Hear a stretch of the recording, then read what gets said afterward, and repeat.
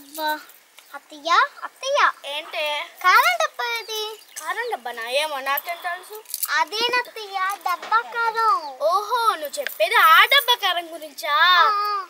పొరపాటున చేయి తగిలి మొత్తం కింద పడిపోయింది. అయ్యో ఇప్పుడు ఎలా కూల చేయాలి కదా. మొన్న మీ పుట్టింటోళ్ళు ఏం పెట్టారు శిరీష అని అంటే నువ్వేం చెప్పావి?